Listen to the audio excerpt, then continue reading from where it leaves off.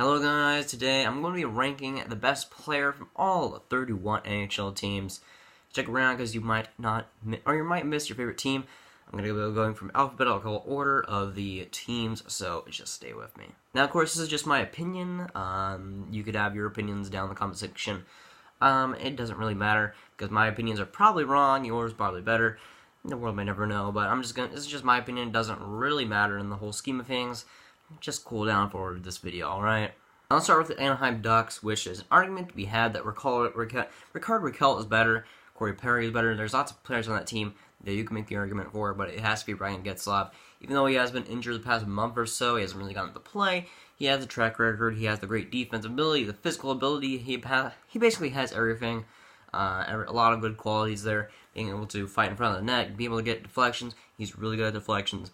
And he's just able to do a lot of things well. Speed-wise, he's not too terrible. He still can pull his own weight a bit.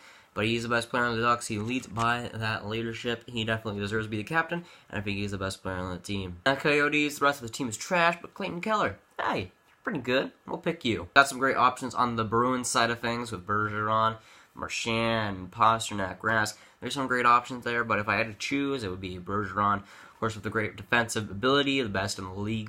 Probably debatably, but I'd say that that's the case.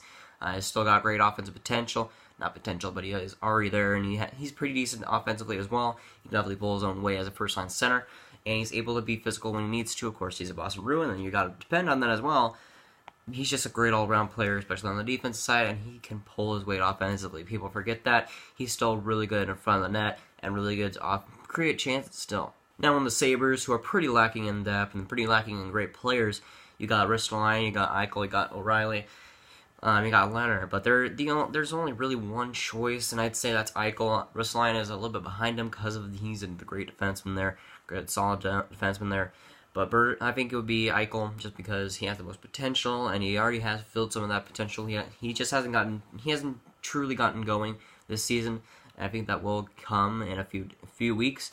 But he just has to get there. He is the best player on that team. But we have to see. We definitely have to see this year. It'll be a big turning point for him, especially since he's in one of his first years to prove himself before he if he already got this contract, and he definitely needs to prove himself worthy of this. Now on the Flames, you might think it would be a closer race, but it's Cruzzo by a landslide. He's got 26 points in like 18 games so far. Monahan was like a point per game. But 26 points. On the Hurricanes, you got Jeff Skinner. I'd say that there's a close race between like Falk and Aho, but I just think it's just Skinner leading that offensive charge whenever they are leading. Skinner is really one of the best players on that team whenever he's playing. Probably the best, but offensively, he is the best player on the team. Defensively, I'm not too sure about that. I haven't watched too many games to know for sure, but I know that he's a very solid player.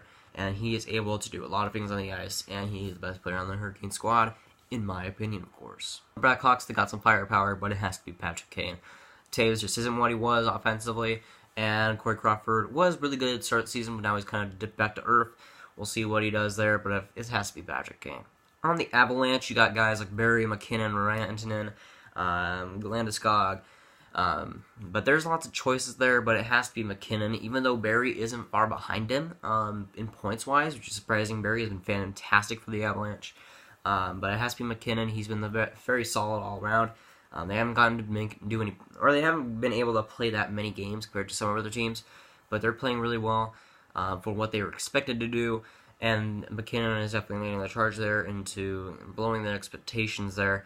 And he's done really well, and so is guys like Barrie and Landeskog, and they've really helped to bolster that offense and be a lot better this year.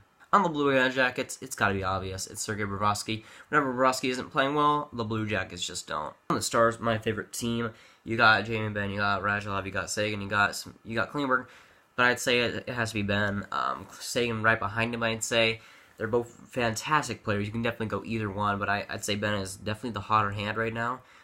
Scoring-wise, and he can definitely hold his own defensively. Now, Sagan has been really good defensively as well, and I think that he's been key in making it not totally blow us these past couple of games, but, man, Ben has been fantastic, and he continues to prove himself. The Red Wings, surprisingly, guys like Bamfa have stepped up. Bamfa's point per game this season, and Howard has been fantastic with a .930 save percentage. When I looked at that, I was surprised to see Jimmy Howard with a .930 save percentage. The defense is apparently doing really well for them. That continues to happen. The Red Wings aren't in the basement, and guys like Mantha and Howard are the reason why. Now on the Oilers, I wonder. I think it's McDavid. Settled? Alright, we're good. On the Panthers, you got a couple of guys there, but Huberdeau has definitely been the hottest guy on that squad. He's been one of the hotter players in the NHL right now, and he's done really well in these past couple games, getting lots of chances, especially on the Stars. Rest in peace, that defense. But Huberdeau has been fantastic. He's just set up lots of clean chances, a lot of tip-ins. He's done very well for the Panthers, and he'll probably continue to do so. On the Kings, you got even more options. Jeff Carter being out was one of the big reasons why I didn't pick him.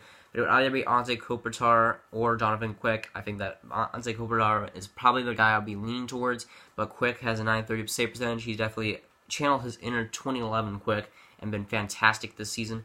And we'll see how well that does in the playoffs.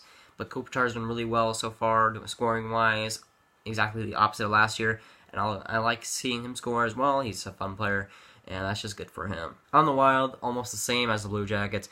If Dubnyk isn't playing well, then the team won't play well. So it's got to be Dubnyk. On the Canadiens, even though he hasn't played well, it's still Price. You know it.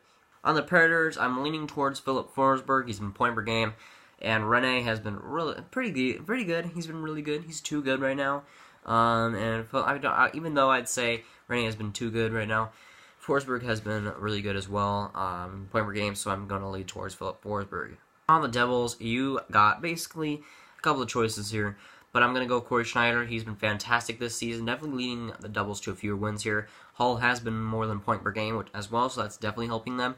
But if I had to choose, I'd probably go with Schneider. He's been fantastic for them. But Hall has definitely showed up for the Devils, and he has been having a great season for them. Islanders, it's pretty obvious. It's John Tavares. On the Rangers, you think Zibanejad was slowing down here. I don't think he really is. 19 points. I mean, he was a point-per-game player. He's done really well for the Rangers, and he continues to set up a lot of passes. He's doing great assist-wise, and goals-wise. He's not too bad there.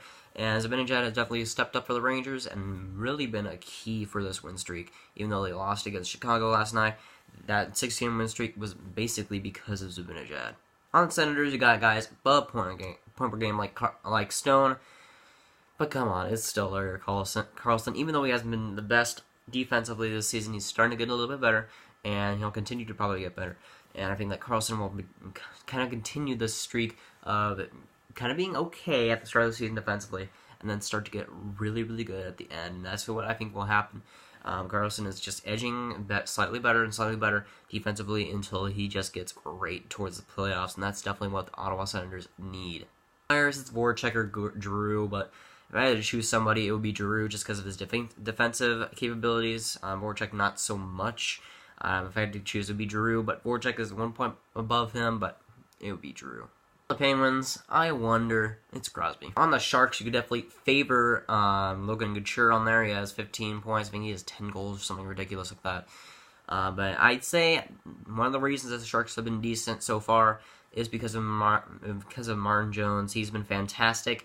925 save percentage. He's been great for them. One of the more underrated goalies in the league, and I think he definitely deserves more credit. I love the guy. If I had to choose, it'd probably be him, even though you could make a valuable case for Logan Couture, and that you could definitely be right there. But I'd say Brent Burns isn't too far behind as well. You could definitely make a case for him, and he hasn't been too fantastic. He hasn't been like classic Brent Burns, just like leading the team in points, Brent Burns, but he's still being decent. You could definitely make a case for him as well. It's a close race there. And the Blues, basically anybody on that first line, like that's just ridiculous. Schwartz with 24 points, I think it was. Tarasenko with 22 and Brandon Shannon with 22. Can you stop it, please? That would be fun. It is utter ridiculousness. You got the Lightning. Stamkos or Kucherov, you take your pick. It's ridiculous, man. If I had to choose one, it would just tiny bit be for Stamkos, just a tiny bit ahead of Kucherov, just a smidge, just a tiny bit. But Kucherov, you could definitely make the case for. You can make any argument, and hey, I might even agree with you. I just think Stamkos has more experience. He'll probably do better in the playoffs. Who knows? But it's just up in the air, man. There's really no good, and there's no bad answer there. On the Maple Leafs is Austin Matthews. On the Canucks, you got guys like Brock Besser. You got lots of young guys on there that have really impressed, and you could definitely make a case for Brock Besser, but Horvat has been underratedly decent so far. He's been really good and defensively as well, and I think that he definitely deserves to be the best player on that team. Brock Besser hasn't been amazing defensively, and that's something that Horvat definitely is better at, and I think I'd put the edge to Horvat. On the Golden Knights, you got the real deal, James Neal. Pretty obvious there. If Fleury is back and he keeps playing well, that might be your answer. But Neal has definitely impressed so far with the Golden Knights, maybe being able to make lots of chances and score goals. He's definitely been great for them, and he continues to be great for them. On the Capitals, you can either go Backstrom, Ovi, you can even go Holtby if you want to. But I go with Backstrom just because he's able to get all these assists. He's able to set up plays a lot better than Ovechkin, and Ovechkin is the goal scorer. Ovechkin is the goal scorer, of course. And Backstrom, I think, has the better overall defensive ability by far. He's able to do a lot defensively, and they put him on the penalty kill, which is a smart idea. He's able to do a lot more than Ovechkin can. I think that's the reason why I put him over Ovechkin. And for the last place on, or last team on this list, we're at the Winnipeg Jets. I'd go Mike Wheeler, even though Connor Hellebuyck has really impressed so far this season. I haven't seen enough of him, really. But you got guys like Line A. Scheifele who could definitely take that place. But right now, Wheeler has been the best defensive, offensive, physical, everything you want. Wheeler is having it, and he's been fantastic for them. Of course, that's just my opinion. If you guys disagreed with any of them, make sure you comment down below and tell me how wrong I am on this video. Tell me how wrong I am and how stupid I am. I'd really enjoy it. But for now, I'll see you guys later. Goodbye. Oh, and subscribe if you haven't.